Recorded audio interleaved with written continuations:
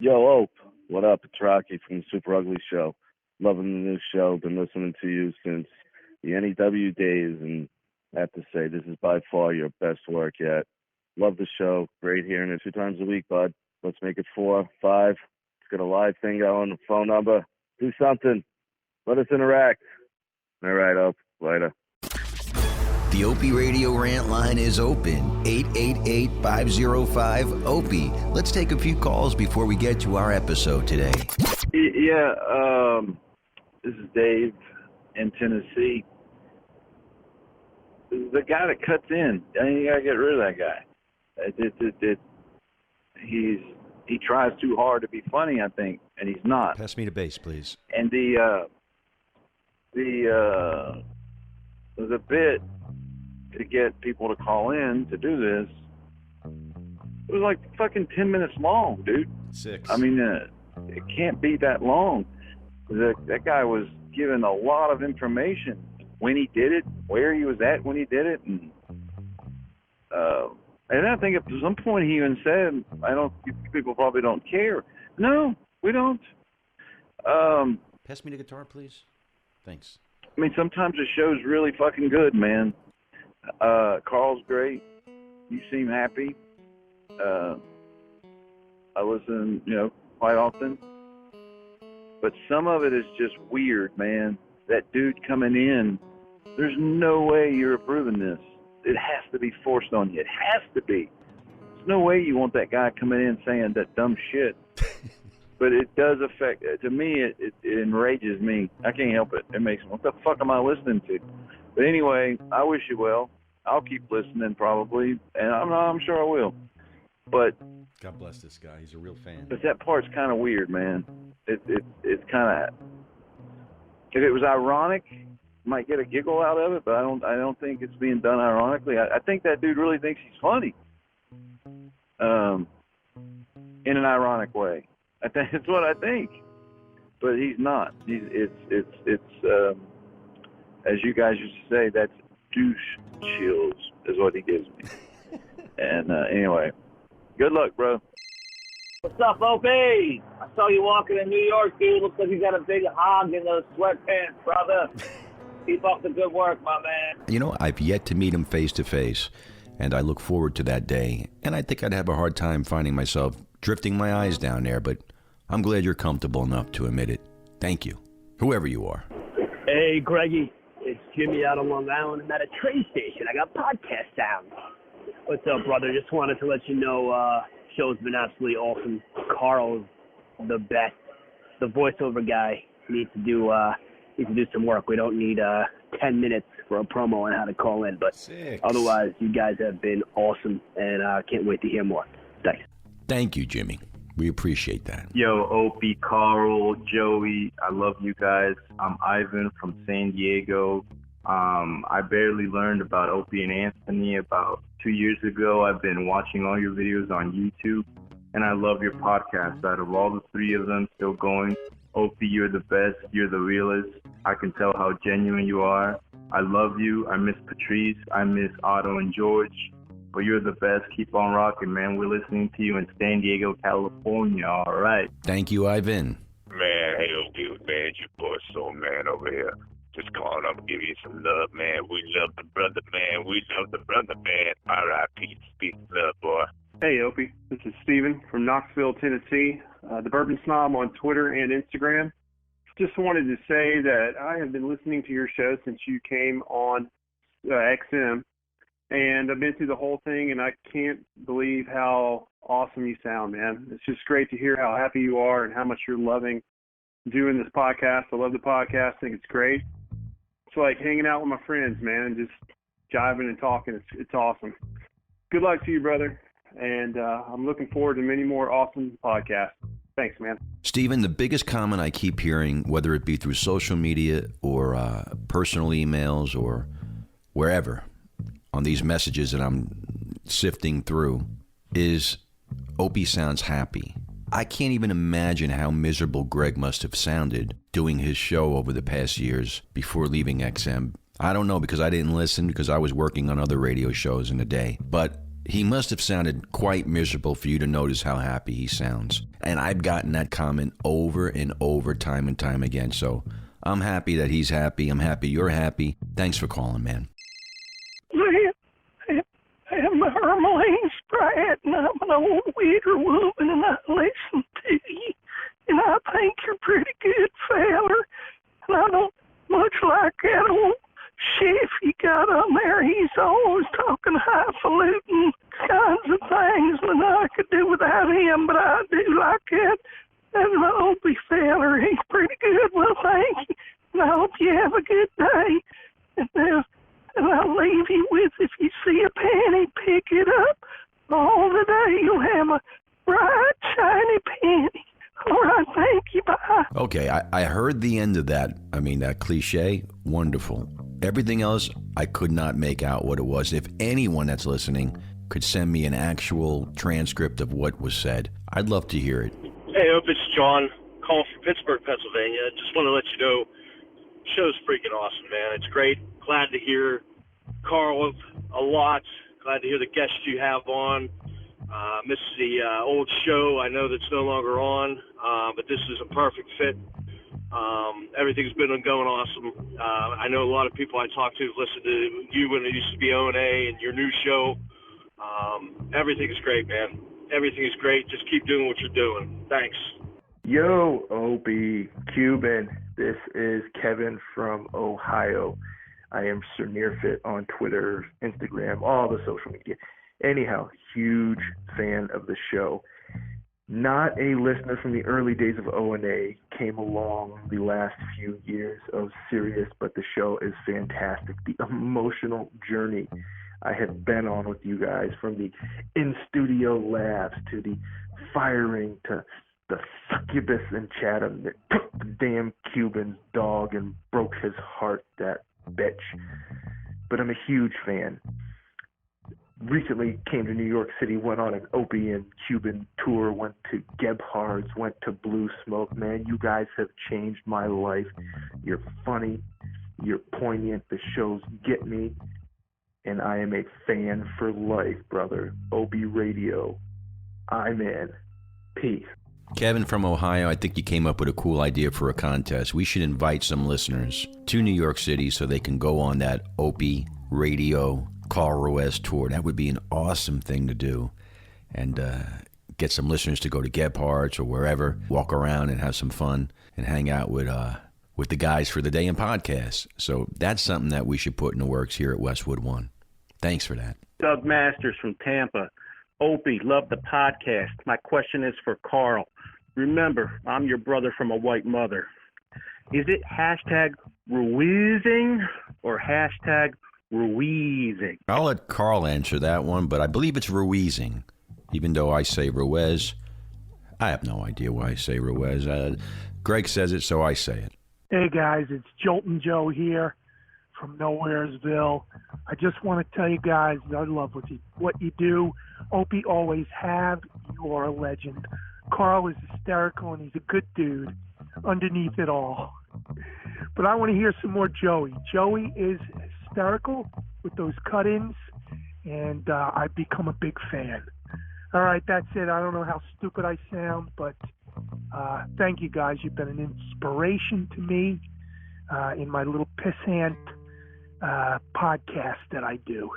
See you later. Jolton Joe, my man, thank you for the support. I could surely use it today. Listen, your podcast is not a pissant podcast. Let's give it a plug.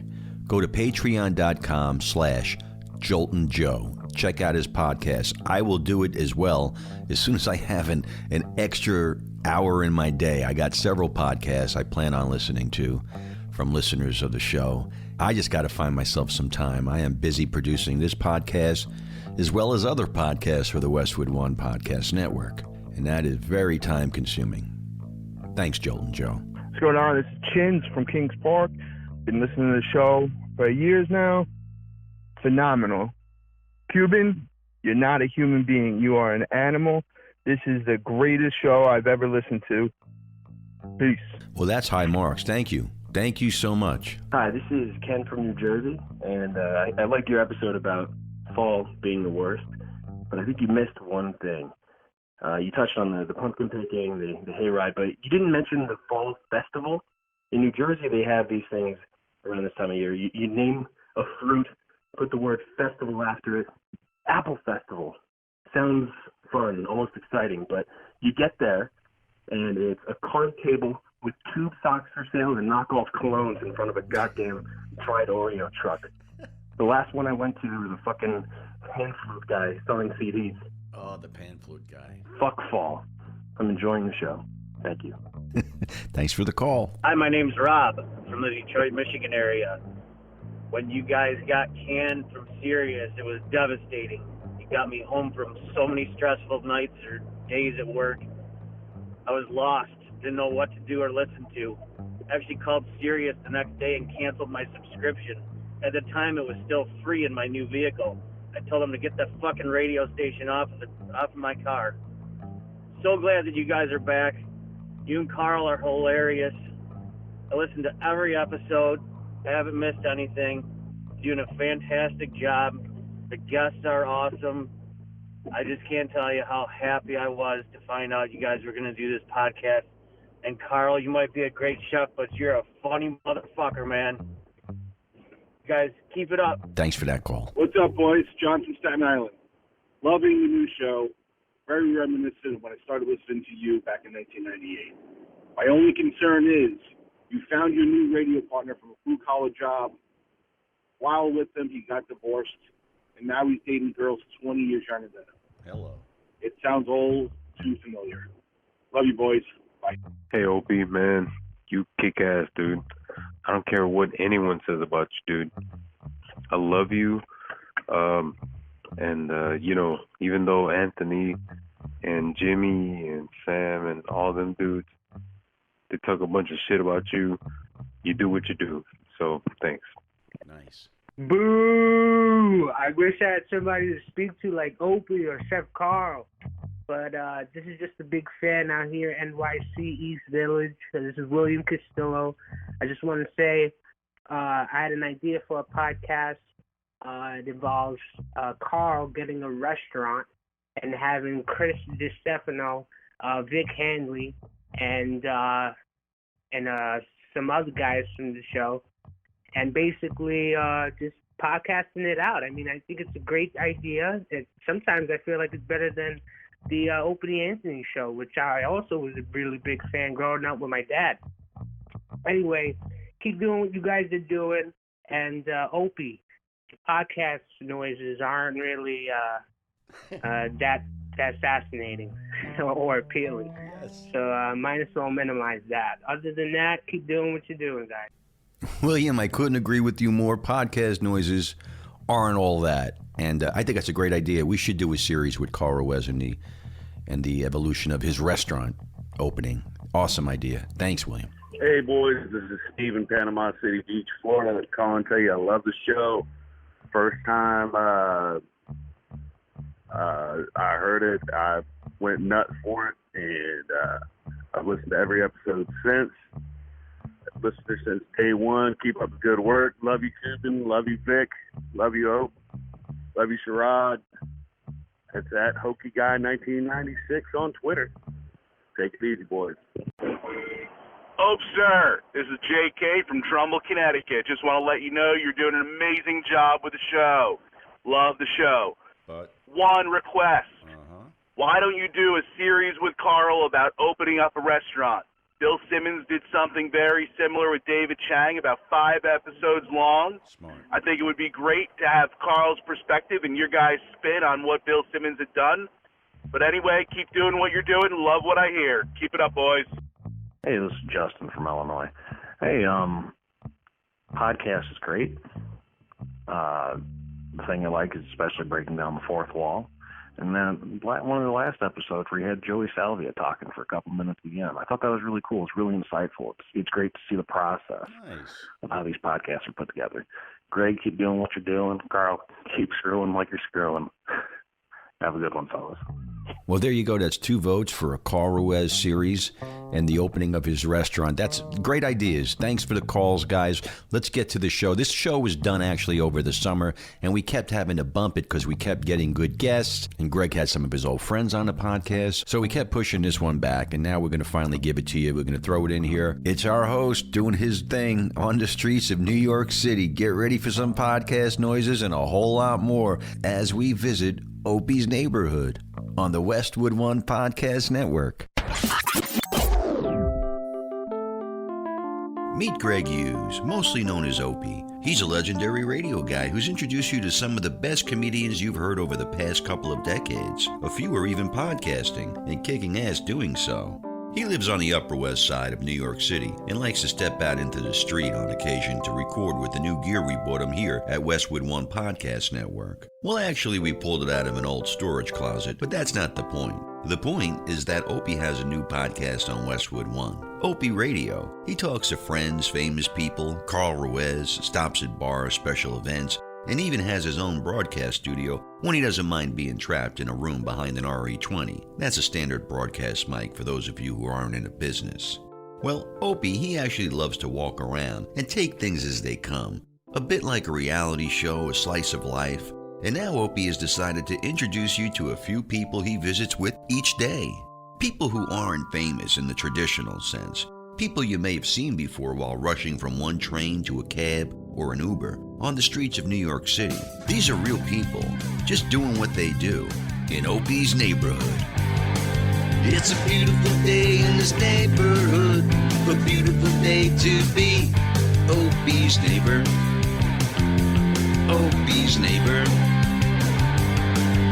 He's walking around these city streets with a mist, a microphone, hoping to meet a neighbor.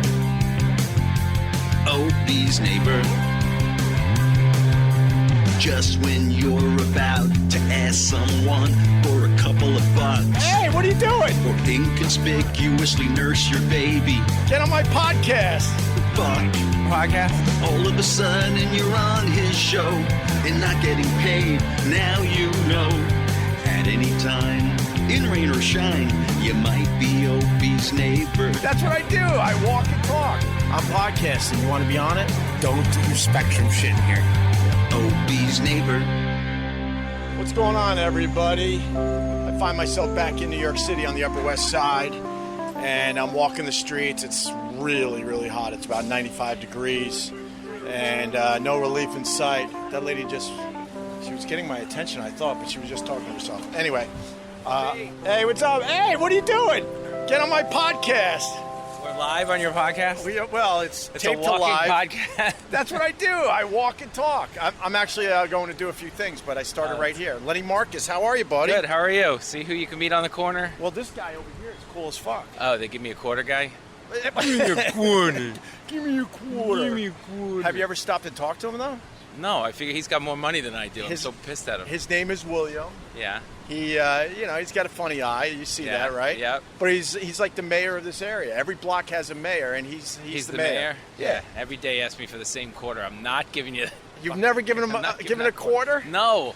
Why? Because he's just sitting there. I'm not giving it to for what? What's the service? I got to work like a dog. Right. Well, that guy just goes, give me a quarter, and I just give him money. Yeah. No. He's a good guy. Actually, no. You want to go over and talk to him? No, with me? absolutely Why? not. I have to go back up. How long have you lived in New York?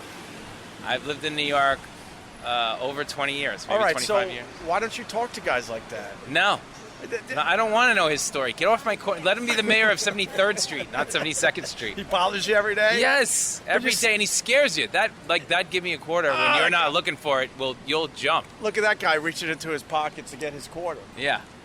Yeah, but for a quarter, I get good stuff from the guy. Where's this guy live, really? Around the block. Does he? Yeah, And that's his job. I've talked to him. When it gets really hot, he hits the streets because he doesn't have AC. See, I know about him, Lenny Marcus. Are you married now? How does he? Yes, married, baby, the whole thing. You did get the baby? Yeah, we have a baby. Bro, we haven't talked in a while. Yes. Because you were debating that. How old's the kid? The kid is 9 weeks today. Congratulations. Thank you very much. So you're not sleeping? Not sleeping. At all? No. Oh. So I'm on the edge as it is. So every time I walk by this guy, and he goes, "Give me a quarter," I jump like 9 feet. It's like, leave me alone. Yeah, leave me alone. I got saving for college. Can I? That quarter's going to that 539 or whatever that thing, the 529 program. Boy or girl? Girl. Congratulations. Thank you man. very much. Are you happy?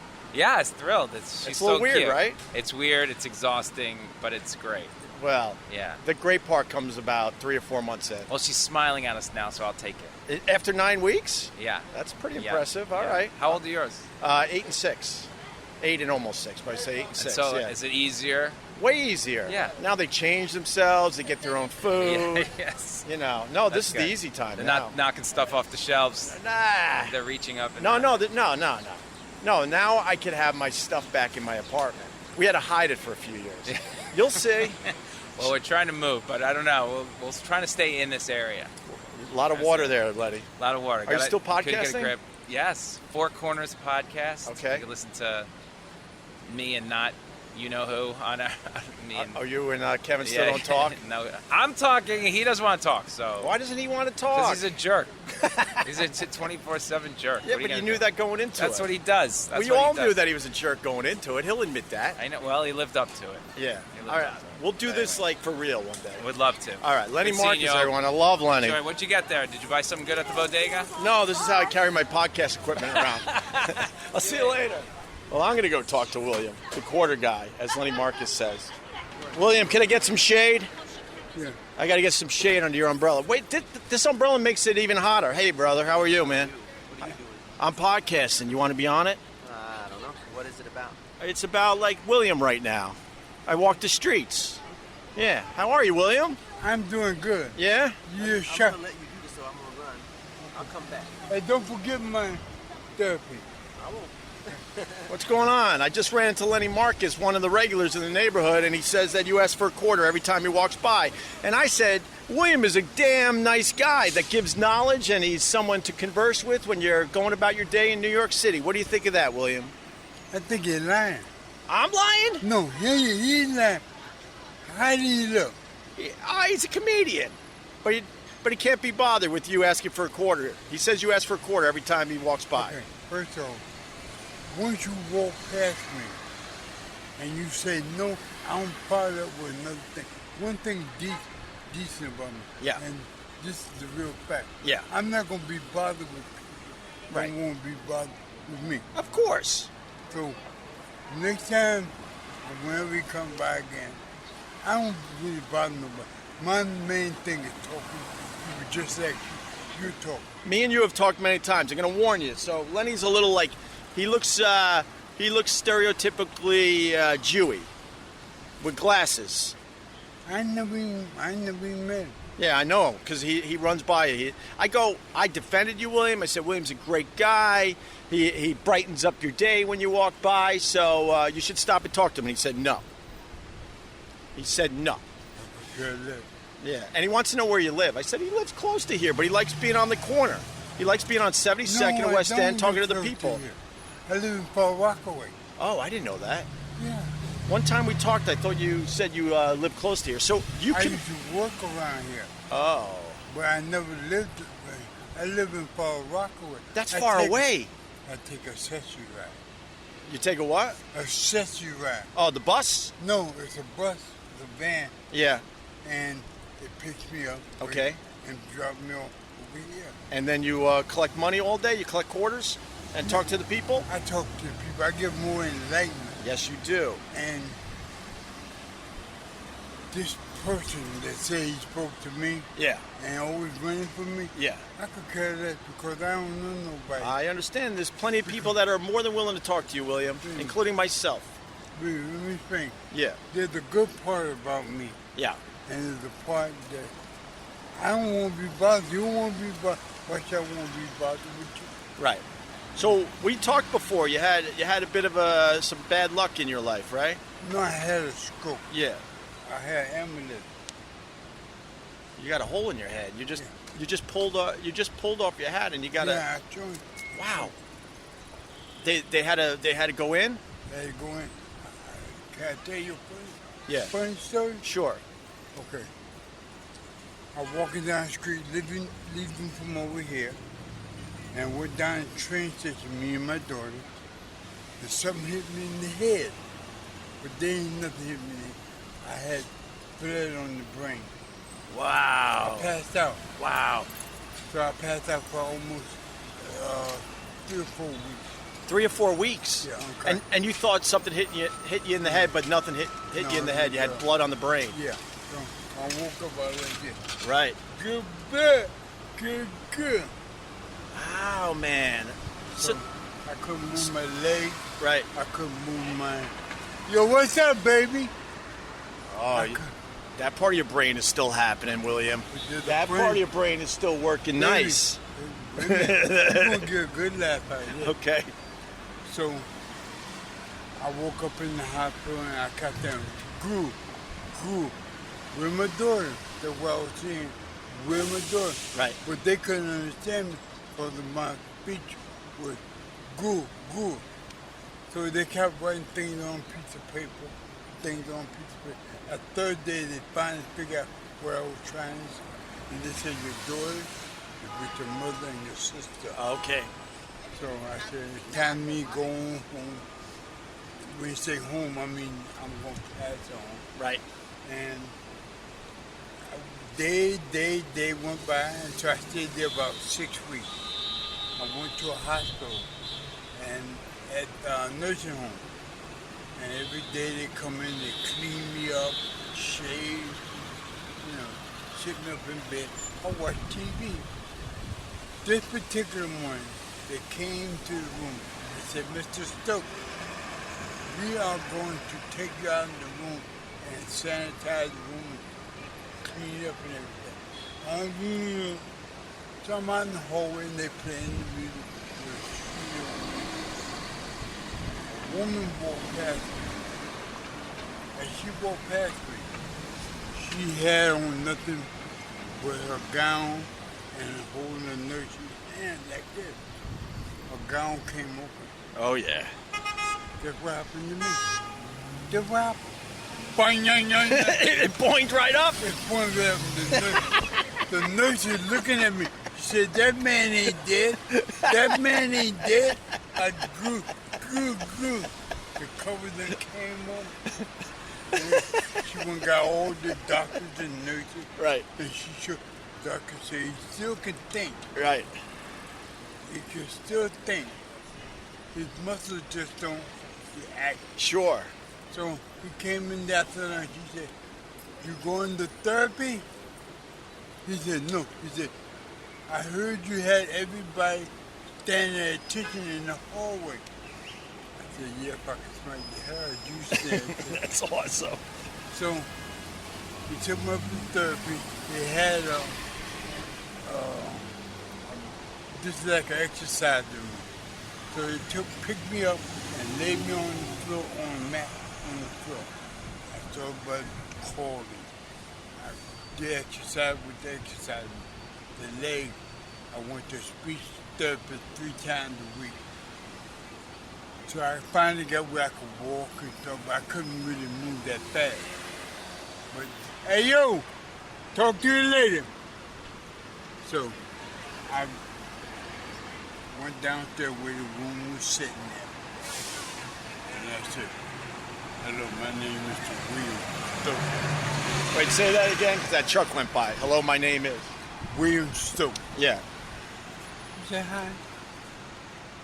And then I said, thank you for teaching me how to talk. She ain't never seen your dumb ass before. I said, yeah, but I seen your ass before. And I said, if you go to lunch with me, I'll tell you how. She said, we can't leave the nursing home. I said, we can leave the nursing home if we go into lunch. And we got to take our nurses with us. So we took our nurses with us, went to lunch, and by that time, I told her the story. He took me out of my chair and wheeled her back to the hospital. Because she laughed so hard that she almost had it. But then that following year, we became very good friends. After 9, 10 o'clock, after they give a bad check, she come up, watch TV with me. I started checking in with her, have a relationship. Really? Good for you. Oh, man. That brought you right back. So there was this incredible tragedy that led to something kind of nice for you, William. And it all started with the boing because they weren't sure how bad the stroke was. And then when you boinged, they knew this guy's going to be all right. Got my friend. Okay, all right, go ahead. Next year came at Christmas and the holidays. I asked, could I get a place on the outside? So they gave me a nice place in Queens. And it was on Hillside Avenue, on 64th Street. They gave me a nice apartment with Parkerville Street, painted blue. Everything was in the middle. It was a big center. So I asked her, would she come and live with me? And she came and lived with me. We went to church together, we went to Nash City together. She stayed with me for 2 years. And then she left me. She left you? Yeah. Ah, heartbreaking. No? No. When God take your life, ain't nothing you can do about Oh, it. she left, meaning she died. Yeah, I didn't want to say die, Oh. because death is a, Right. she left me. I'm sorry to hear that, William. So I figured, I'm scared to touch me because I'm scared my bun young and kill me. Yeah. So I wanted to go to my apartment in Brooklyn, in Jersey. You know what my apartment in Jersey means? I went to the casino every weekend. Come back home, go to the casino. So about a year later, I came downstairs, sitting there talking, and I asked this woman, I said, would you want a soda from the store? She said, yeah, I'll take a soda. I went to the store for a whole case of it. Really? And guess what? What happened? That's my wife. That's your wife? Yeah. Congratulations. Well, I ain't tell you the funny thing about Oh, no. Oh, no. It's gonna crack you up. Okay, let's... My first wife that died was named Lisa. My girlfriend, her name was Lisa. And guess what my wife's name is? Lisa. You like the name Lisa, I guess. No, just coincidence. I know it is, William. You're the best. But you know what? Huh? I live in Far Rockaway. Yep. I enjoy living. I have my problems. But you know what? By the grace of God, You're still here. Fist bump. William, I love you. For real, I see you all the time. We talk when I don't have this thing on. And the people in the neighborhood love you. And you put a smile on everyone's face. So keep it up, all right? You know what I do? And by the way, you told me to go back and do this. I know. Do you remember me? Yeah, but see... Well, guess what? I'm doing it. But listen, are you enjoying it? I'm enjoying the hell out of it. I did this for a long time. I didn't enjoy it when I was in a radio station. Now I'm doing this podcast, and I love it. I love it. So you know what you gotta do? What? Carry on. Carry on. Carry on. I'm going to carry on. Here's a few bucks. Okay. That's for me and that cheapskate Lenny Marcus who didn't want to give you a do me a quarter favor, or talk to you. Do me a favor. Yeah. Are you? Hello, good afternoon. Him? I don't know who he is doing. And hello is you give me respect. All right, brother. And I give you respect. Have a good day. Missed you the other day. Hey, yo, thank you, brother. Sure. All right. See, everyone just gives you money. They love you, William. I'm going to talk to you again, all right? I got to go. Hey, I got things to don't do. get no suntan. No kidding. But this umbrella's making you hot. Yeah. Okay. All right. All right. There he goes. William, everyone. That's why you talk to these guys. That's a hell of a story right there. All right. Going to continue walking the Upper West Side of New York City. Oh, look at this. My lucky day. Across the street is, I don't know his name to be honest with you, but he's been around this neighborhood forever as well. And he hangs out on that park bench over there. I know I'm saying over there because it's not video, but trying to paint the picture for you. And what I know about the guy, I've talked to him as well over the years. He's in his 90s, and he's a vet. He's another guy that the neighborhood absolutely loves. So this podcast is shaping up to be pretty nice. I'm going to cross the street and talk to him. Joey, I guess you could do something here. You got it. And then I'll continue across the street. How can you not like William? William is a person in your neighborhood, and it's understood that he commutes from far Rockaway. William is a person in the neighborhood who'll ask you for a quarter each day. I have to tell you guys about my newest time-saving trick. Why are you talking like that? Because I'm very excited about... What's the name of this company? Simple Contacts. No, I'm kidding, Simple Contacts. I knew who I was talking about. That was me having a little fun so people pay attention to the live reads during a podcast. Yeah. All right? What?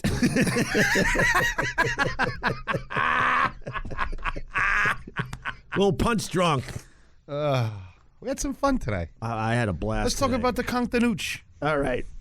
So I got a wife, right? She's got the contacts, right? Your wife wears contacts? Yes, she does. And she renews her contacts while sitting on the couch, and it takes like 5 minutes. That's it. You want to know why? She's using an awesome new app called Simple Contacts, Carl. Oh, it's an app? Yes. Well, you know I like me the apps. How great is this? Anyone who wears contact lenses needs to know about this. I'm thinking about switching to contacts. You should. People are saying I'm better looking now. Do you believe them? Or is it... You're better looking now with what? Just I'm better looking now than I used to be. Is it because I'm not married and I'm not crying walking around? You don't have puffy eyes from crying. I don't have puffy eyes from crying and despair. Yeah, I think you might be ready to take off the glasses. What do you think? Look this is how I would look at contact. All right. Jesus. I just stared at Opie's eyes. He's so creeped out. I'm not your dreamboat. You are a good-looking dude, though. Thank you, Carl. I really appreciate that. And because of that, I'm going to get you Simple Contacts. You're going to get me a lot of stuff. Yes, I am. Simple Contacts lets you renew your prescription and reorder your brand of lenses from anywhere in minutes through an online vision test. How cool is that technology? Yes, it's designed by doctors, and every test is reviewed. God. Imagine if it was. Yeah, but do you really need that Smart in the move. script? That's how you guys nailed it. Right. By using the old Dr. Nooch. Yeah, the other company, it was designed by bricklayers. Yeah, they failed immediately. Yeah, exactly. I don't think you need that line in this Thank script. God Simple Contacts has that foresight. I'll leave the podcasting to me, and I'll leave the business angle to Simple Contacts. So I guess they really need that in the copy. Okay. Designed by doctors, and every test is reviewed by a doctor. Okay. So there's doctors everywhere. Yeah, to make sure you're doing it right. So they're literally bringing the doctor's office to your home. Yes. How cool is that? The contact lens prices are unbeatable. The vision test is only $20, and shipping is free. Best of all, my listeners, our listeners, get $20 off their first Simple Contacts order with promo code MyCode. Oh, that's an interesting code. Did the doctors come up with the promo too? You might want to pump up your codes. Pump up the codes. Pump them up. Maybe this code is for Kanye West. 00000. Right. No, their code is MyCode. They need people to know their promo code is MyCode. Right. Try it for yourself. Save $20 on your lenses by going to simplecontacts.com/MyCode. There you go, Carl. You can remember that, right? 50-50. Or entering the code MyCode at checkout. I want to mention that this isn't a replacement for your periodic full eye health exam. You still need those occasionally, but it is the most convenient way to renew a prescription and reorder your contacts if your vision hasn't changed. Don't just take it from me, though. Simple Contacts has been rated 5 stars over 5,000 times on the App Store. That's pretty impressive.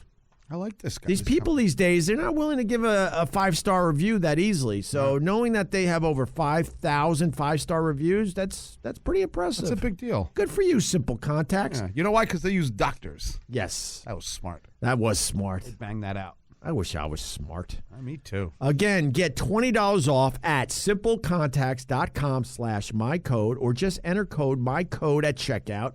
Save time, save money, and save yourself a headache with Simple Contacts. Look at us working together. Killing it. Opie's Neighborhood. Summertime. Summertime in the city. You're like the mayor of the Upper West Side, my brother. I am, brother. See, and I ain't no altar boy. I'm an educated Central Park South playboy gangster. You're a playboy gangster? That's what I am, baby. That's what makes me happy. How old See, are you now, sir? I was 93 the 5th of August. You just turned 93. I just turned 93, yes. Well, happy birthday, man. It's all good, baby. And I'm here to keep love alive by promoting the future, and I aspire to inspire. Aspire to inspire. You understand? Being a man of honor and integrity. I totally understand. I've been seeing you walking around these parts for 15 years. You're like the mayor of the area. Everyone loves you. That's right. They can't but love it. And see, you can't be absolute. Only the universe is absolute. I'm a good gangster. I'm a feminist gangster. I represent the ladies. I represent the children and those that are. I've been to war. I've been to murderous war, fighting the Japanese and World War II, brother. I had to fight America's so-called white ignorance because I had more trouble with them than I did with Japanese. Because I was a country boy. I was reared in Williamsburg, Virginia, on our land. And I predate Columbus. My mother was of Cherokee, Blackfoot Indian Connect. I'm a brave brother. Don't burn your hand. I like it hot. You like it hot? Okay. Listen, you have a good day. You too. I'll be talking to you. Thank you. Like I said, everyone knows this guy. He's waving. This guy just buys you a cup of coffee. Oh, this is my... Wait a minute. Putting your coffee Hold down. Go ahead. Uh-oh, he's reaching into his bag. Here we go. Yeah. He's digging into his bag. What are you going to show me here, sir? Here it is. All right. Be in the lobby of Hargrave at 5 p.m. Monday, June the 18th. It was a gala at, that's the guy you just saw. I want you to see who he is. You can read. You see what that name says there? David, he's the executive director of Project Fine, annual gala and wine reception, and you got invited to it. I was invited. Right. These are the people that contribute to the organization. And I was there when he called my name. They cheered me because everybody loves me. And I'm a professional, whatever, with good intentions. It's all good, man. But that's why I wanted to talk to you, because I've seen you walking around. Everyone loves you. You're 93 years old. 93 years young. 93 years young.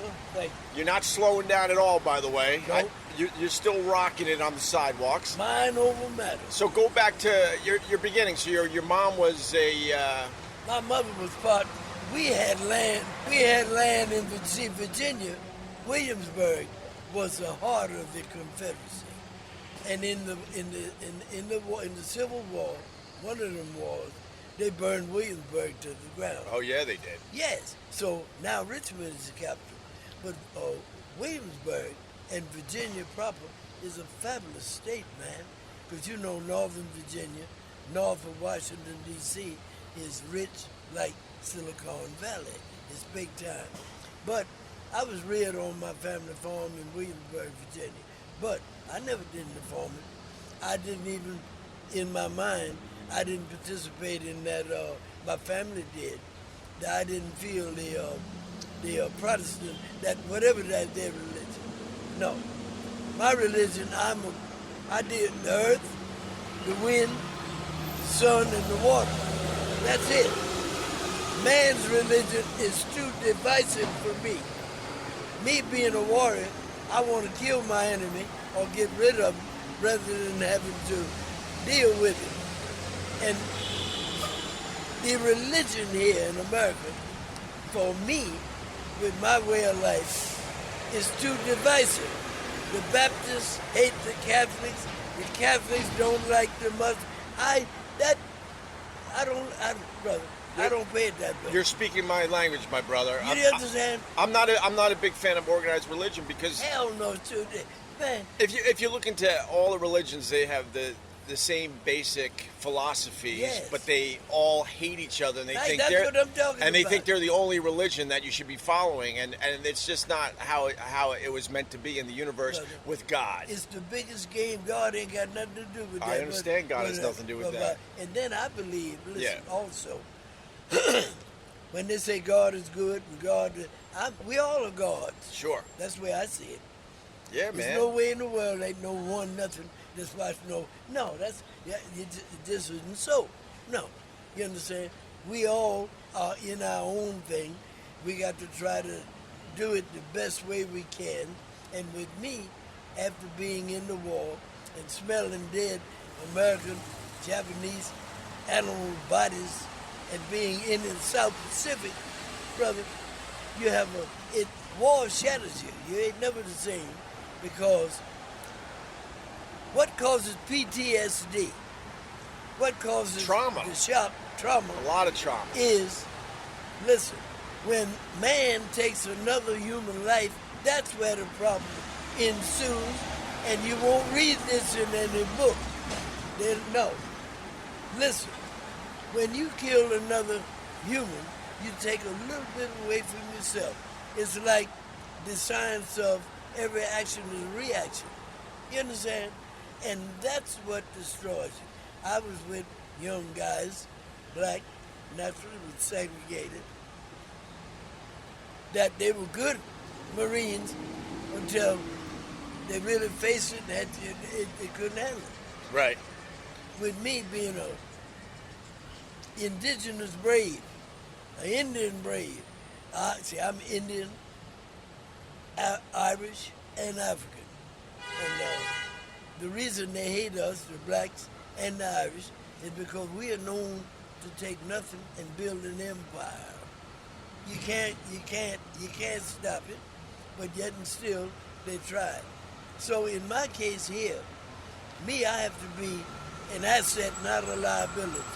I'm part of that Project Fine, top-notch, top institution, and I had never been to a gala, the wine bar. It was wonderful. See, I'm an elitist. I'm a Central Park South playboy. That's what I am. You still get the ladies? Brother, they all love me. I know they do. I see them loving you. Listen, me being an alpha, fearless, they can feel that energy. Yes, they can. And then in my world, all along, I never tried to, I didn't even pick no girl to go to my prom. I didn't. I'm the type of brave or male. See, there is female and male. Male, female, you gotta be. They always have to come to me. Otherwise, and then she got to have certain qualities. She got to be attractive. Wait, let's slow down a little bit. What do you mean by attractive? What do you like in a woman physically? I love her to be physically Like together. a nice butt, right? A nice body, period. You don't need the big breasts, I would No, assume. That's mainly, adolescent crap, you right? understand? Yeah. But I want her to be attractive, I'd say. Nice smile, nice eyes. I want her to be fashionable. Fashionable, okay. And I want her to be independent. Yes. Yeah. See, me being the male, I might want her because of the way she looked, her bookie, or her bust, or something about her. Right. But after you get that, then that's it. Right. So when we really come together, she fits the quality. She's attractive, she's fashionable, and preferably college or smart and independent. That's it. That way, we come together to form fusion. It ain't no cheating at this. If I'm in China and she's in Africa, whatever she does, that's my woman. Well, that makes for a good relationship. If you're in Africa and she's in China, you don't have to see each other as much, and the relationship could last a little longer, right, sir? Come on. Listen. Come on. You're right there. But when you form fusion, yeah, you understand? That's a powerful word, fusion. The oneness of it ain't but one. I hear you. And if she is, and if she ain't, fuck it, me and nobody. Right. You understand? Yeah, man. Life is for living. And I'm strictly against. See, some of the most unhappy people in the world. New York is filled with unhappy people. That's why I gravitate towards someone like you. You got a lot of energy and a lot of happiness. Yeah, you see yeah. See, they're all waving at you as they walk by. This is because of love. They feel this energy a mile away. Right. You understand? Again, I'm involved in the social game. If I'm a gangster, I'm very good. Whatever I'm doing, I'm the best at it. I'm not a multitasker. So the brain, you can only handle one thing properly. When you start multitasking, you get very confused. And but the system wants you to be confused. Right. That's why you got that box, that cell phone. At times maybe you can Google it, but sir, AI and the robot, listen, artificial intelligence. See, me being a man of words and simplify and high-level thinking, when you say artificial, that takes away 3/4 of whatever. Artificial means less than the real. You understand? So artificial intelligence, I don't buy that. No, sir. So basically, we're doing ourselves a disservice by sticking our face in the phone all day, and we're missing out on actual human reaction.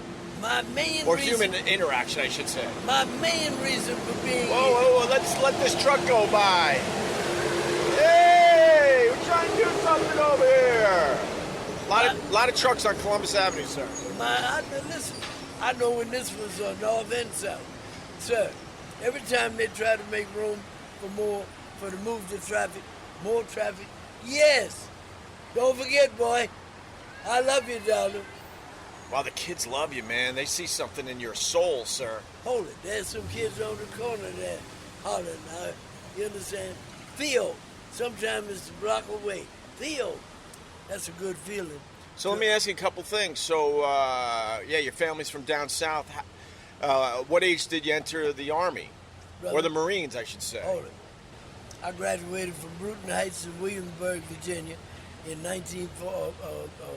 December the 7th, 1941 was when the thing really hit the fan. Sure. Right.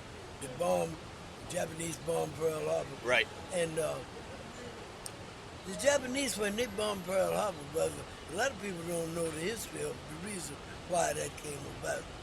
See, it's America is known.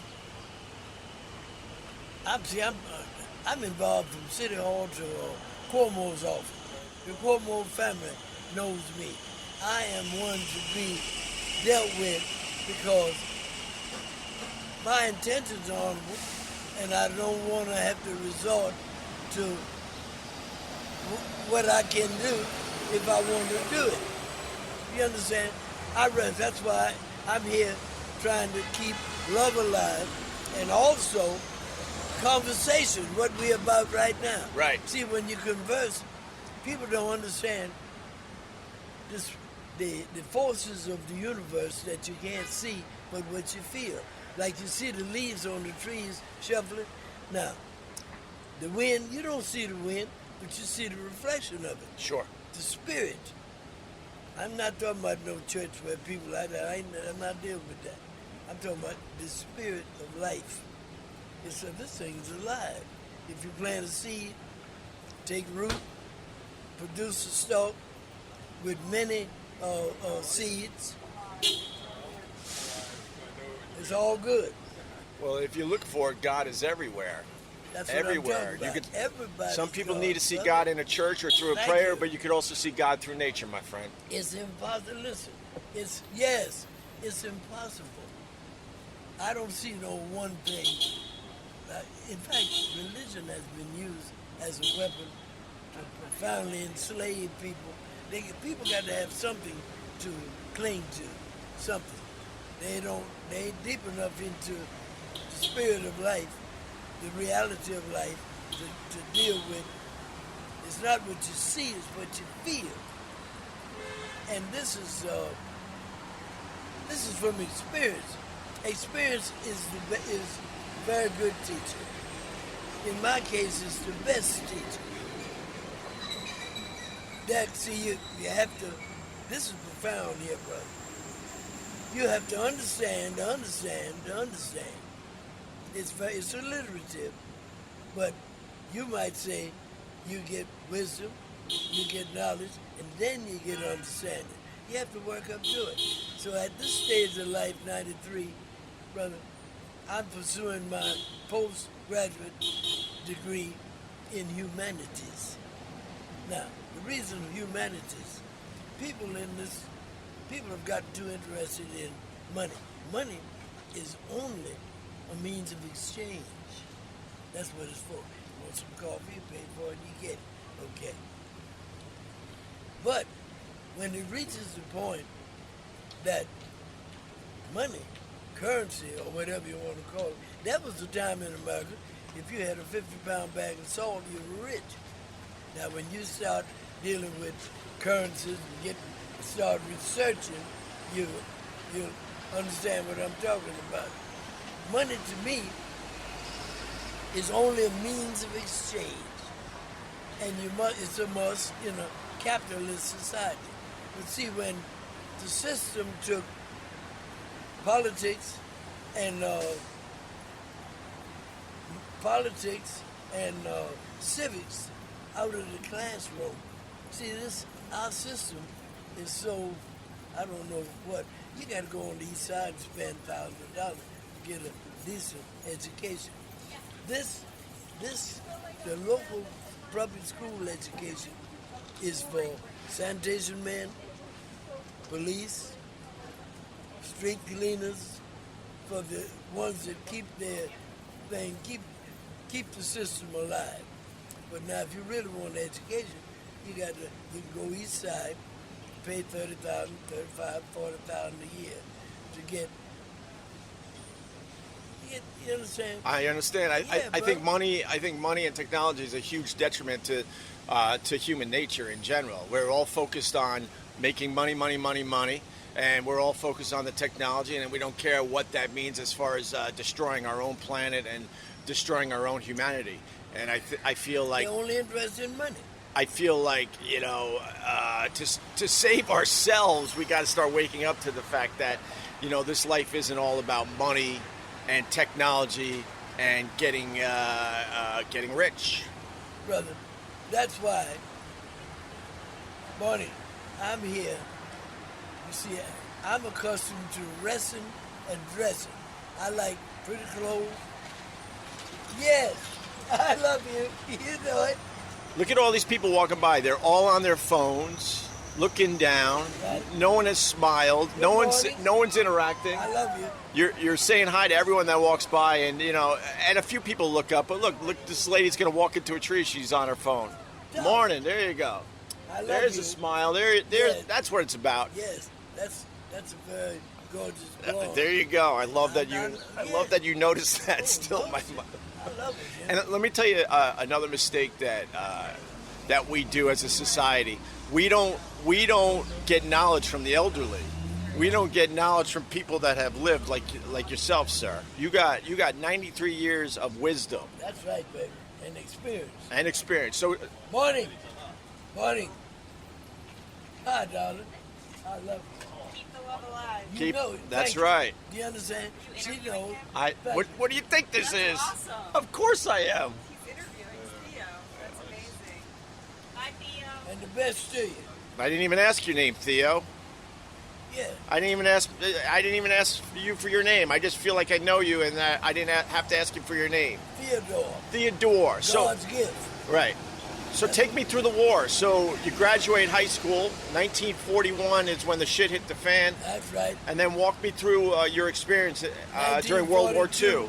Early 42, I was drafted, and see, the U.S. Navy, when you say Marine Corps, U.S. Navy is land, sea, air, and undersea. That's the Marines, the Navy.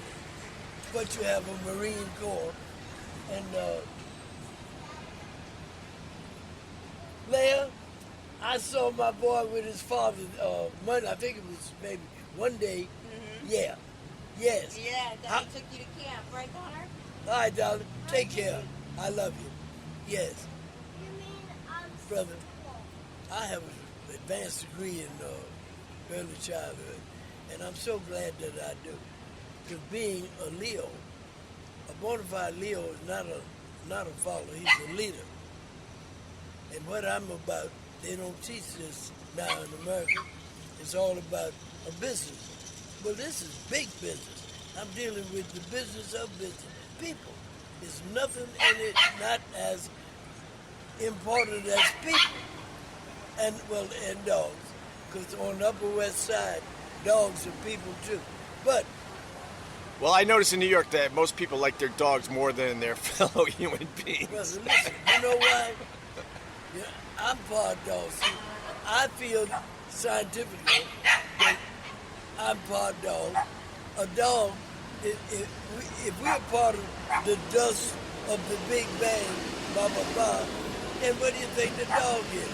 And the dog has been a part of man's life for over 45,000 years. So, there's a lady right there with these two dogs. She's an educated lady, and if she can afford what she wants, she got two dogs. You understand? And the dog, especially the little browner one, he loves me. Those dogs are they're a bit loud there, Theodore. Yeah. A bit noisy. You understand? I don't like all that noise, but she should have put him over here. Have a good day, Kate. See, I'm You here. know everybody by name too, Theodore? Listen, man. That's pretty amazing. They can't help. This is the real thing. You understand?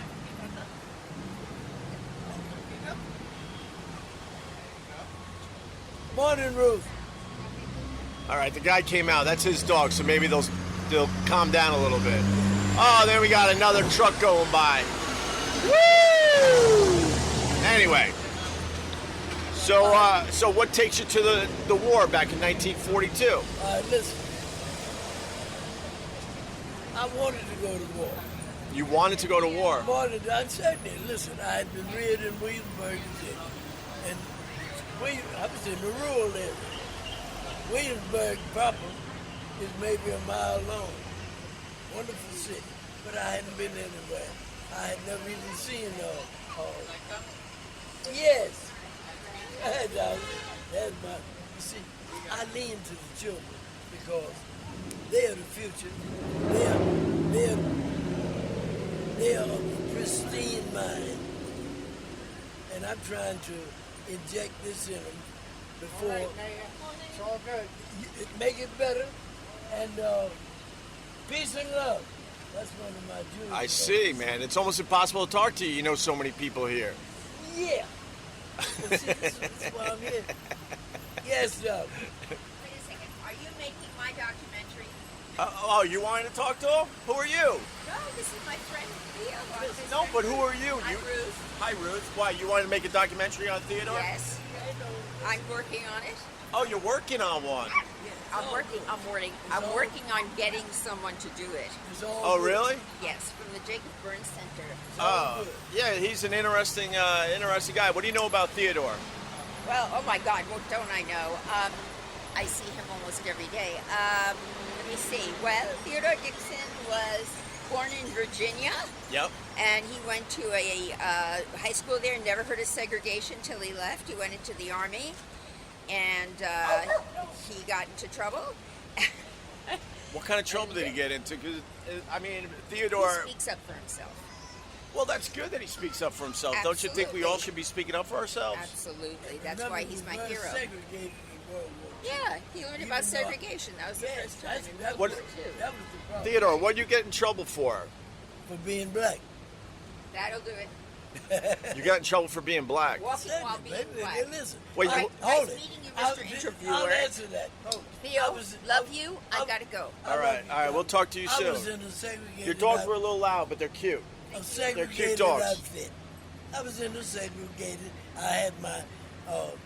Wait, I got to stop you, Theodore, for real, to set this up. So, you're in 1942. You go into the Army, Marines. Which U.S. Navy. U.S. Navy. Sorry. Okay, let me set this up. So now you're fighting for our country, and now you have to deal with segregation. I mean, my biggest problem was segregation, not the Japanese.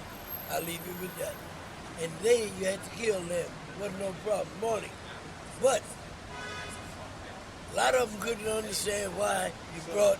Oh man, it was so. I had never dealt with that, even being reared in the heart of the Confederacy. Because the people in Virginia were colonial Virginia educated type. They were decent, wonderful people. It wasn't any of those disparaging signs and all that ignorance. No, it was people. We had I was in a rural area. The only time I went into the city proper is when I went to school. I put on my shirt and tie in the country, have breakfast, get my books and get on the bicycle and ride 3 or 4 miles, cross the track, then you're in Williamsburg. And you can get it on your own. Bruton Heights, Williamsburg, Virginia. I don't deal with the cell phone, brother. Being that I'm here trying to keep conversation alive, if I wanted the $1,000 new one, I'd have it. I don't want to deal with it. I don't. I can think, I can read, and I'm from the old school, you understand, high school, college, and the best school, my school that brought me up to 12th grade. I love you. It's all good. Bruton Heights. You can get it one time on your own. Bruton Heights, Williamsburg, Virginia, something. We even have a paper, the Brutonian. I have it at home. I don't have it in my pocket. But I'm an asset, not a liability. And it seems that people that they've been trying to keep you down and blah, blah, blah, and the more you depress, the more I rise. You understand? I hear you. You can't, but science said every action there's a reaction. So when you're trying to depress me, I'm getting better. And that's the way it is. That's what's happening. And you finally destroy everything, trying to destroy. That's why I said, remember, England tried to do away with the Irish, and America never has accepted me. Never.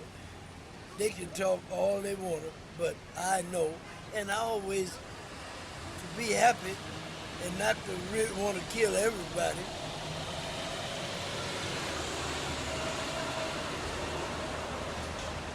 Miss Reckwell. Yes, doctor. Yes. That's a very lovely mother. She got the prettiest little blue-eyed blonde 1-year-old daughter, Reckwell. She got a son, 3 or 4, Emmett. Yes.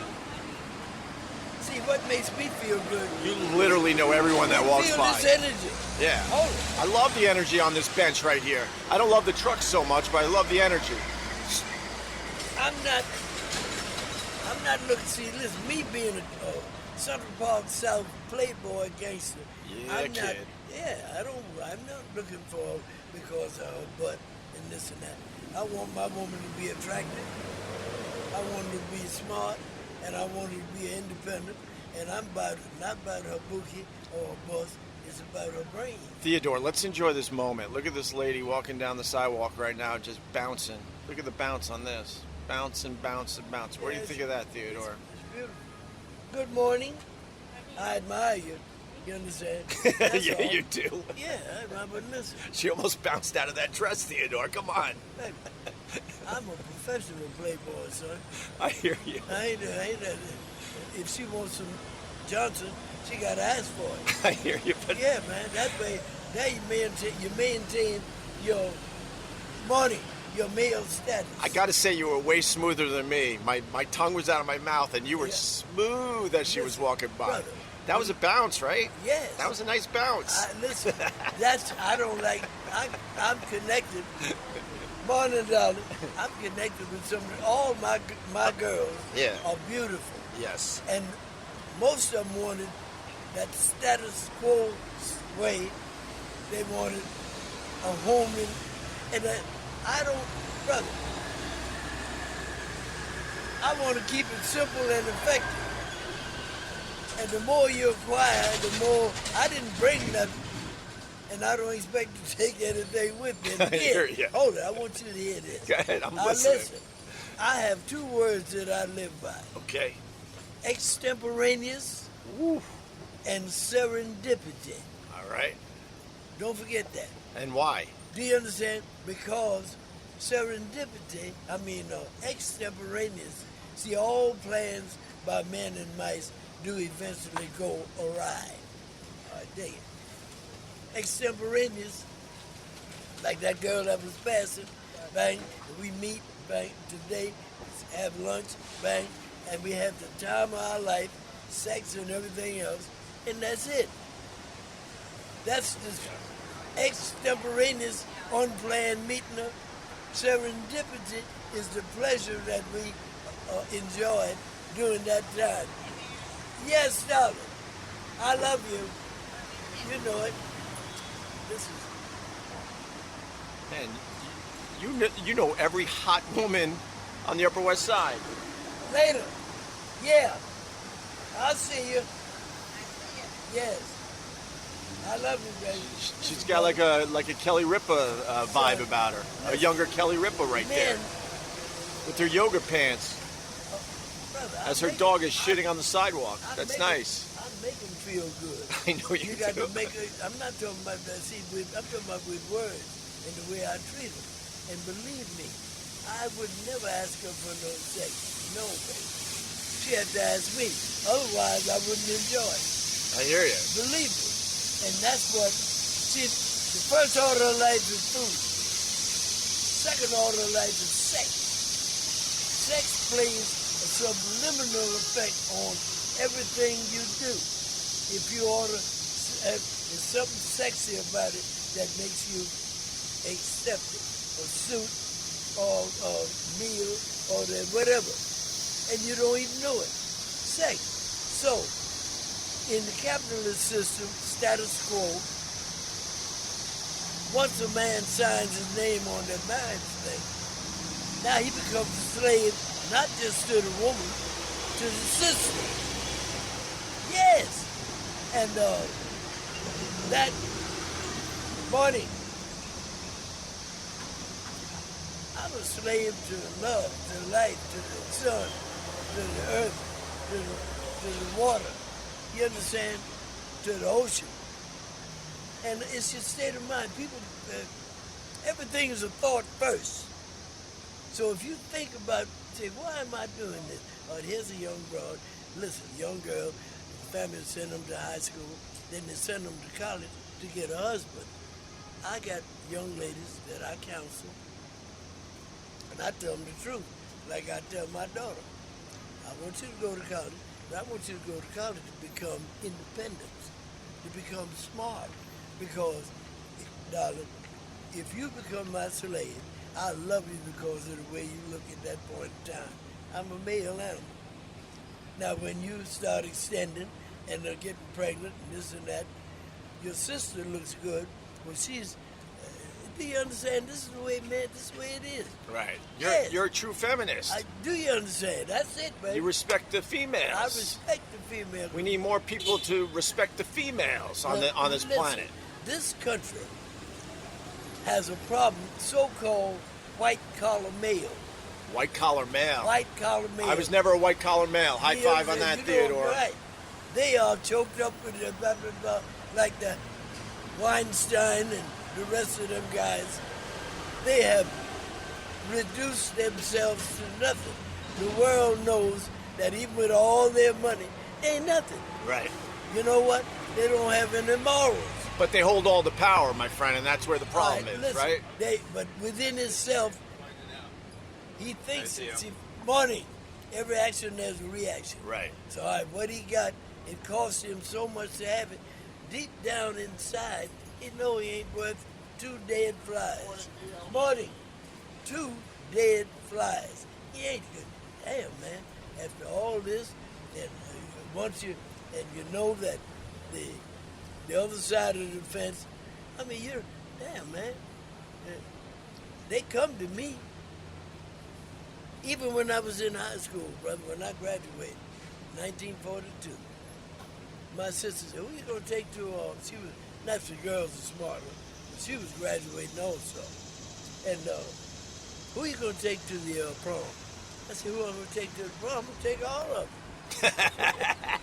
That's the way it's honest. You're going to need a school bus. Do you understand? I understand. See, because these country girls ain't nothing no more beautiful than an upscale, educated, college country girl. Right. Yes, the hair, the food.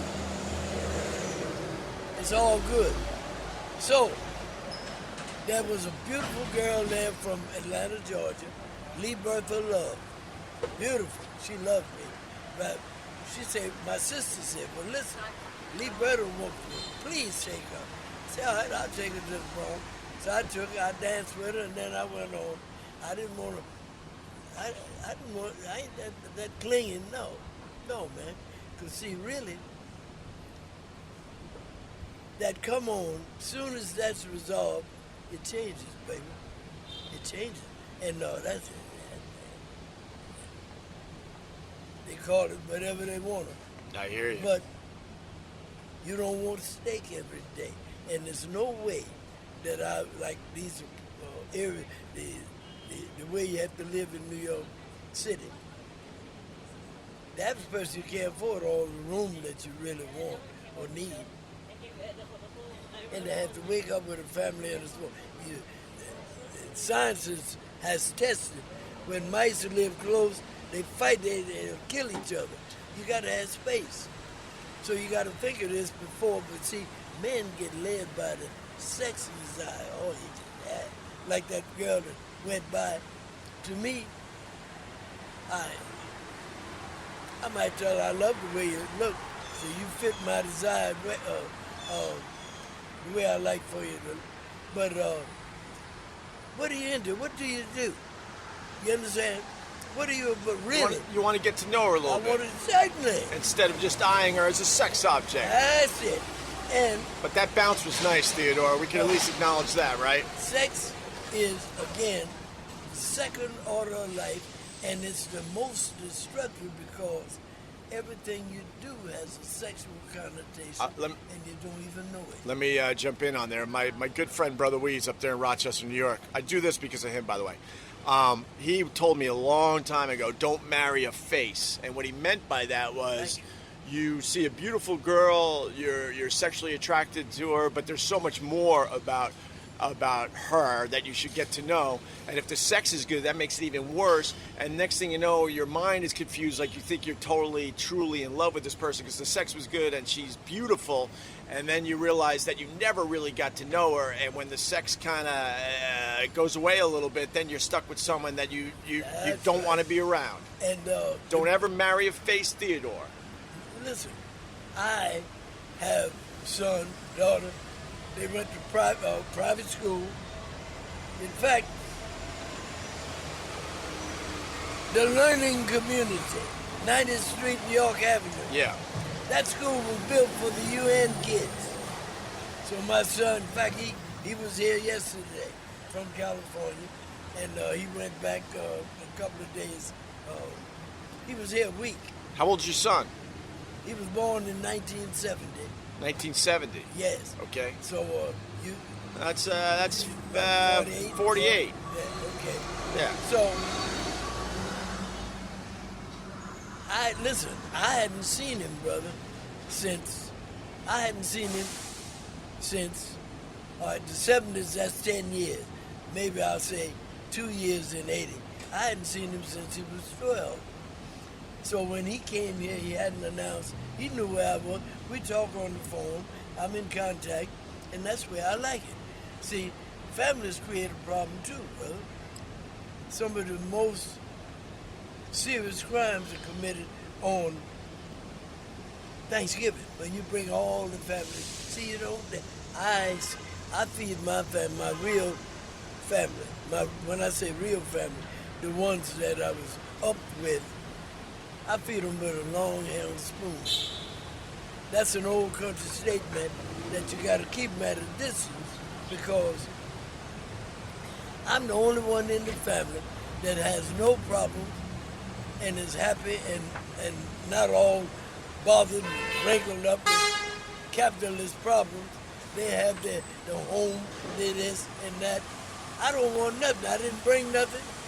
I got the best, but I didn't bring anything, and I ain't gonna carry nothing with me. Right. So you don't get wrapped up into that.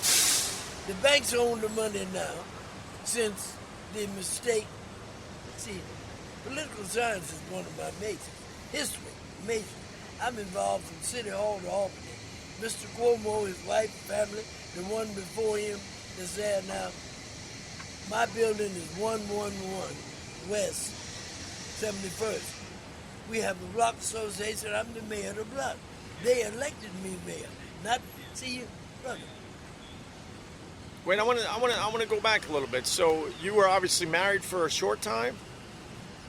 If I was married, it was a very short time. Very short time, and then you didn't see your own kids for a really long time. Listen, I wasn't married at all in that. Okay. That was what you call fusion understanding. See, I let a female know in advance that, darling, I love you and I love being with you, but I am not the type that want to be tied down. Right, not gonna be tied down. You don't want to be tied down. I'm not. No, this is my life, and I gotta enjoy it.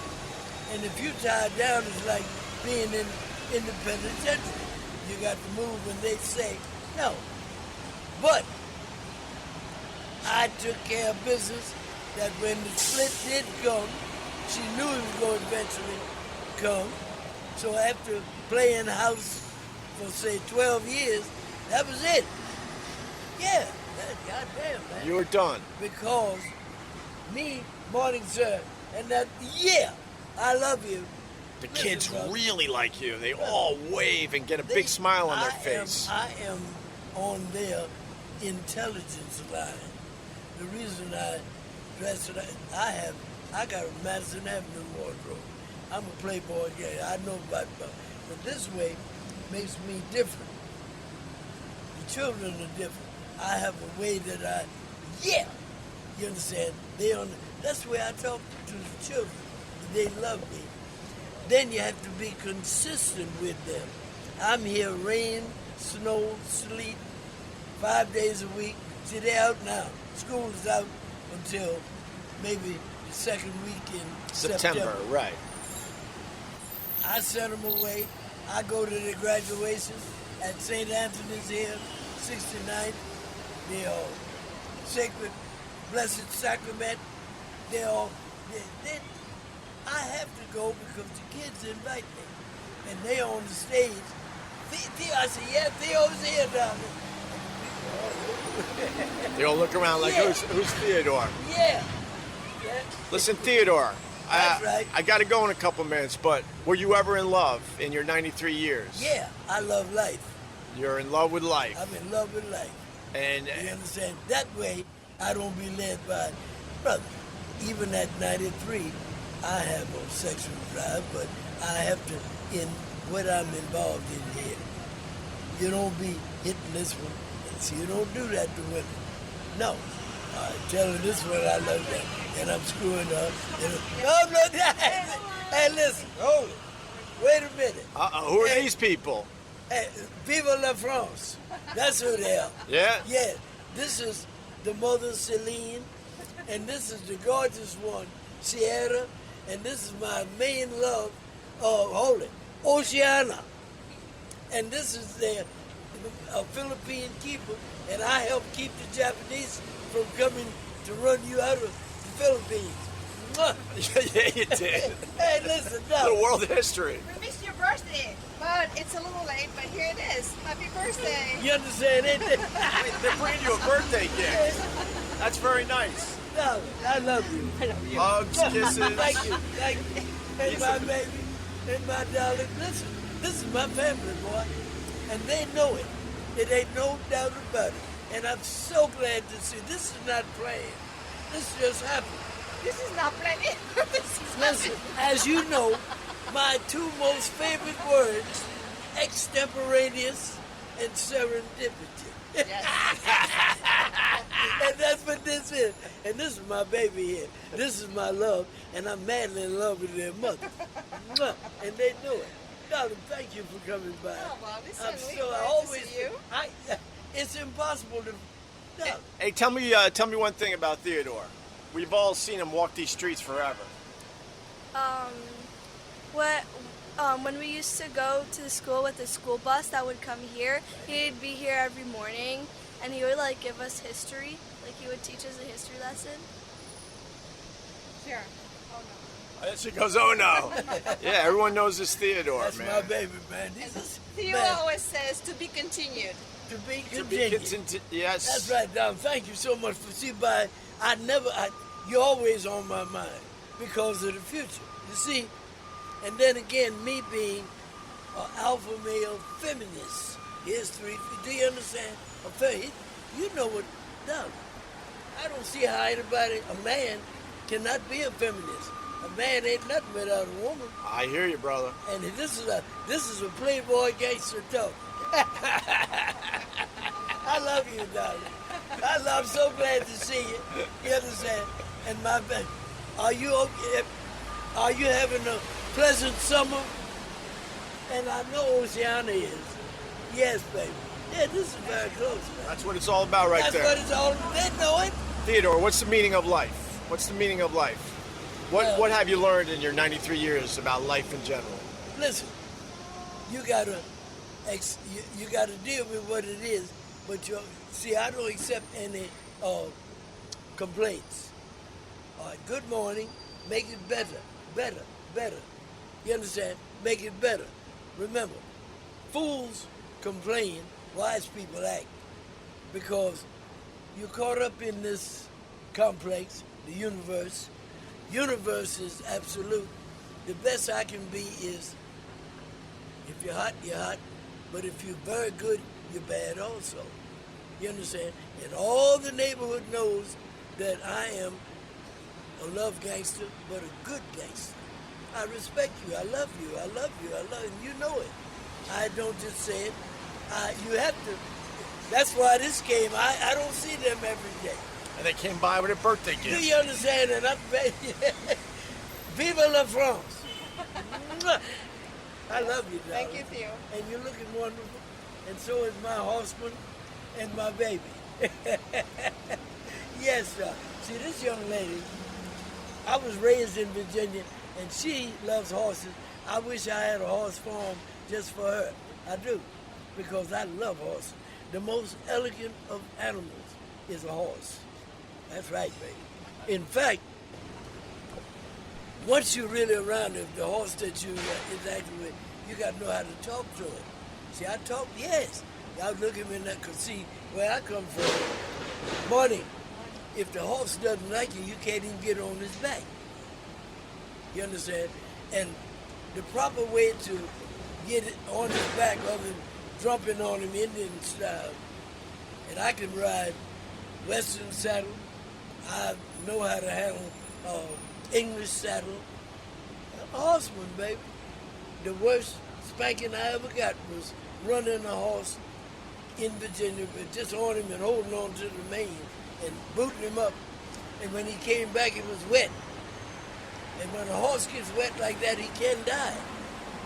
Yes, you know it. I love horses.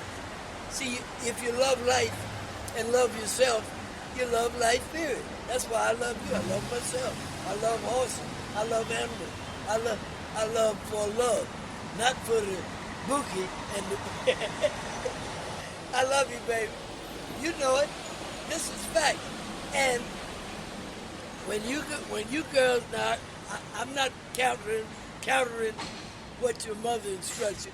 I love her and respect her. But I don't want you to go to college just to get a husband. I want you to go to college to become independent. Then you can pick whatever you want. Because if you just going to have, say, the husband, darling, he'll get tired of you before the party's over. I know. I'm a male. I'm an alpha male. And I'm a feminist. And I don't wanna make him unhappy. So we have understanding. We come together through fusion. Well, do you understand? Yes, darling. And I love you. So remember, no matter what, I'm telling you how to do it, especially in today's time. You're independent. If you don't have to take. You don't have.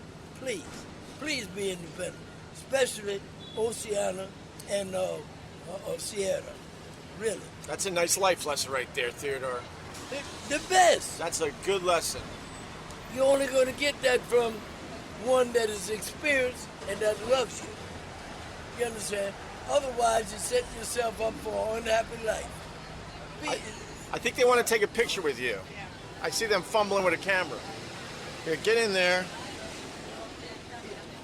This lovely family, mom and her two very young daughters, came by to give Theodore a birthday gift. Now they're getting a picture from the Filipino maid taking the picture. There you go.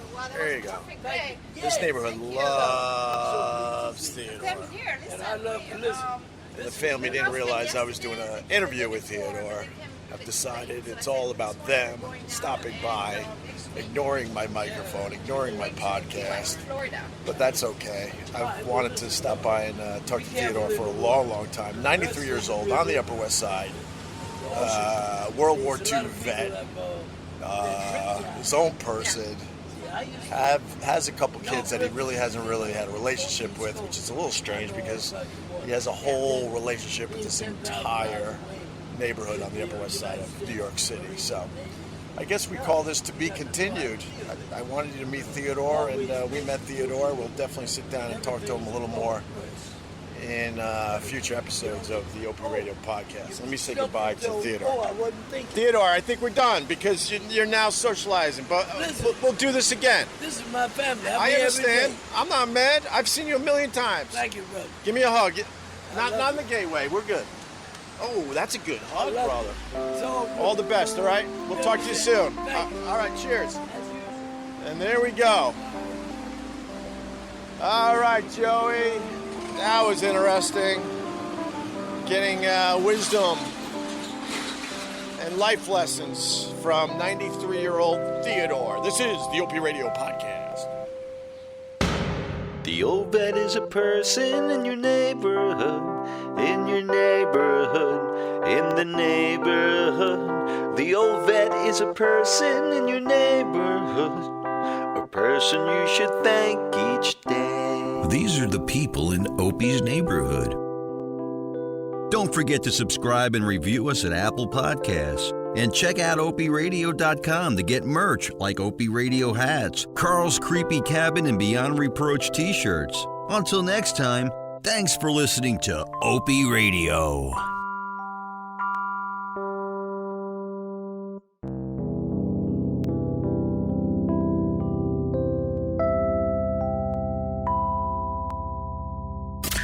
Opie Radio followbacks. So let's look out into our magic window and give a great big Opie Radio followback to the following. Trenton at Rock Hardington, at John Carollo, at Trevor J2798, at Mike Delach, DELACH, at FSU Fanboy. Happy early 35th birthday at Experience 03842, at Hamstacker, at Tim Bull 84, at Metalman 49, at Dopey N Ain't Funny, at Baby B F23, at FMG 1014, at Spicoli TV, R. Scott at RSCOTTONE, at Ted D. Woods, Robert D. Mathers at RD Mathers, at Raw W Dog 99, at Keith Carolyn 1, at Tuttle on Radio. Follow them on Twitter because, like you, they get what we're doing here. Here's a few more calls off the Opie Radio rant line. What's up, guys? This is Terry from Reno, Gertzy Mac on Twitter. Opie, you rule. I love the show. Keep it going. Joey, I love what you do. Keep that going. Chef, I don't know if you're going to hear this or not. You're probably out banging some broad. You put this out first come, first serve. I mean, what the fuck? Really? Come on. Anyway, all right. Happy to be listening. Talk to you motherfuckers later. All right, Joey, Carl, and whoever else is listening. Don't sweat it, Terry from Reno. Yeah, first come, first served. But this initial launch is really about saying, hey, thanks. We want to include as many as we can. Obviously, we have tons of calls. We can't put them all on this episode. We'll have to sprinkle them in as we go. The real way we want to navigate this is Greg throws out a subject through social media. Maybe I do a different voice message on the caller line to introduce a different type of a topic or some type of a thing we want feedback on. And then we'll include you as we go and we sprinkle it in. There will be no montages like we're doing this time. This is just for the maiden voyage of the call-in line. So we do appreciate you guys calling. Let's continue. Let's do a few more and then get out of here. Hi, this is Creamy Butters from Plymouth, Massachusetts. What's better than the Opie Radio podcast? I can't think of anything. Seriously, right now I'm having a tough time in my life. My left foot has a really bad infection. Why does it have a bad infection? Because I'm a 49-year-old fat diabetic who never took care of himself. I've been ruizing a long time. How long have I been ruizing? Remember back when Carl thought that his ex-wife actually had green eyes? It was decades before that when I started ruizing. I pretty much invented it. But we'll call it ruizing. Anyways, all I really want is to sit back on my purple mattress and take big fistfuls of Blue Chew. And Opie, could you start having a product called the Joey Salvia condom? Because I want to wrap it up. Wrap it up. How you doing? My name is Mike from Selden, New York. A big fan of Opie ever since the WNEW days. Listening since I was in high school, 98, 99, the Monica Lewinsky bit. Listen to Jim Brewer, everybody back in the day. Brian Regan, they used to come on. Love it, big supporter. I've heard every single podcast so far that Opie's done. I'm happy he's doing everything. It's how his new show is. It's kind of like, you feel like you're part of a normal conversation when you listen to it. I like that style. Quick little joke in honor of Jackie the Joke Man Martin that was on the other day. This guy goes into a pet store he always goes into. He's there and he goes and says, "Hey Mike, how you doing?" "I'm doing good, Bob. I just need a little bit of dog food today." He goes, "Listen, before that, I got something in the back." "You know what? I don't really have the time for that. I just need to get dog food and come out of here." "Listen, trust me, buddy. Just come in the back." He goes, "All right." He goes in the back. All of a sudden, he sees a hamster running around a cage. Guy goes, "Listen, you see this hamster? The minute I show you this hamster, what it can do, you're going to buy this hamster." "Listen, I don't really have that kind of time. I don't want a hamster. I'm good. Listen, just trust me. Pull your cock out, walk over to that cage, and that hamster's going to give you the best blowjob you ever had in your life." He goes, "What? Come on, man. I don't have time for this shit today. Listen, just trust me. Pull your cock out and walk over to the cage." Guy goes, "Fuck it, whatever." Walks over, pulls his cock out, puts it by the cage. Hamster hops up, hops on his dick, gives him the best blowjob of his life. Guy goes, "You're absolutely right, and I'm buying this goddamn hamster." He goes home, takes the hamster home with him. He's at his house. He's in the kitchen. The hamster's running around.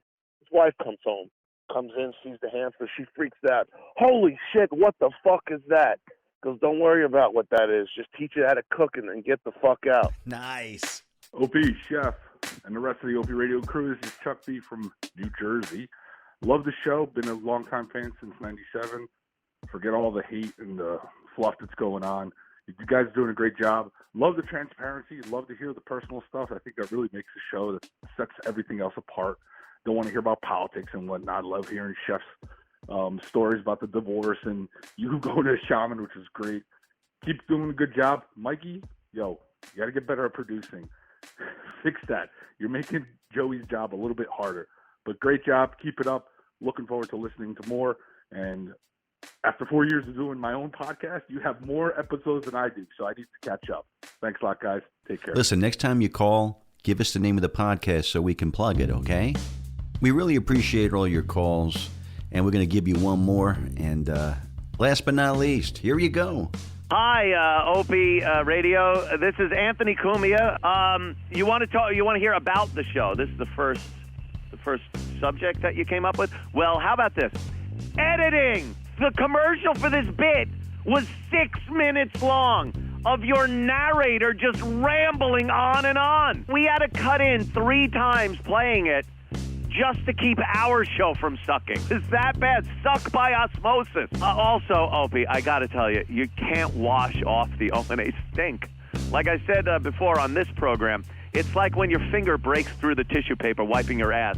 It's always going to smell like shit the whole day. There's no washing it off. So I can't see this, what you're doing now, being some kind of retooling of Opie. Well, then get a lucrative L.A. job with Ryan Seacrest. Oh, Opie, I wish you all the best, my friend. Say hi to everyone over there at Westwood One. Buy yourself a microphone. I heard you had 3 guests and you didn't have enough microphones. Buy a microphone. We made a few bucks. Open that wallet up. Jesus Christ, Greggy. I don't know. No, I wish you all the best. Of course I do. I'm just busting balls over here. From one radio personality to another. Godspeed and have a good one. From the Westwood One Podcast Network.